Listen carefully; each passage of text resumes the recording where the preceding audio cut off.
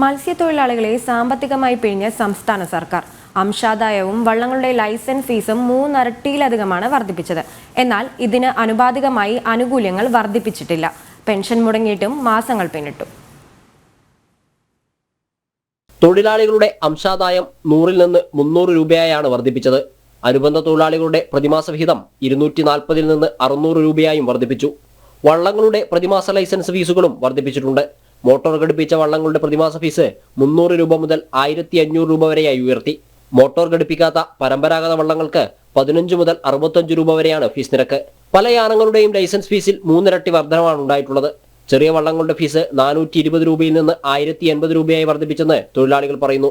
Inboard വള്ളങ്ങളുടെ fees 9000 രൂപയിൽ നിന്ന് 13500 രൂപയായും വർദ്ധിപ്പിച്ചു. എന്നാൽ ക്ഷേമനിധി അംഗങ്ങൾക്കുള്ള പെൻഷൻ തുക വർദ്ധിപ്പിക്കാൻ സർക്കാർ തയ്യാറായിട്ടില്ല. മാത്രമല്ല 1600 രൂപ പ്രതിമാസം ലഭിക്കേണ്ട പെൻഷൻ 5 മാസമായി മുടങ്ങിക്കിടക്കുകയാണ്. 5 മാസമായി മുടങ്ങിക്കിടക്കുകയുമാണ്. അതോടൊപ്പം തൊഴിലാളികൾക്കും കുടുംബങ്ങൾക്കുമുള്ള ആനുകൂല്യങ്ങളിലും ആനുപാതികമായ വർധനമുണ്ടായിട്ടില്ല.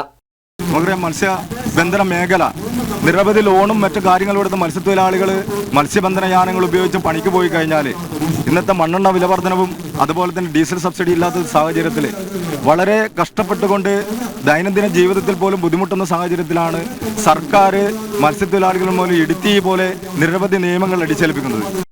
മത്സ്യലഭ്യതക്കുറവ് മൂലം കടുത്ത സാമ്പത്തിക പ്രതിസന്ധി നേരിടുന്നതിനിടയിലാണ് വയറ്റത്തടിക്കുന്നതുപോലെ പല വർധനവും സർക്കാർ നടപ്പിലാക്കിയതെന്ന് മത്സ്യത്തൊഴിലാളികൾ ചൂണ്ടിക്കാണിക്കുന്നു. തൊഴിലാളി വിഹിതവും യാനങ്ങളുടെ ഫീസും വർദ്ധിപ്പിച്ചതിനെതിരെ തൊഴിലാളികൾ പല മേഖലയിലും സമരം ആരംഭിച്ചിട്ടുണ്ട്. ജനം, കോഴിക്കോട്.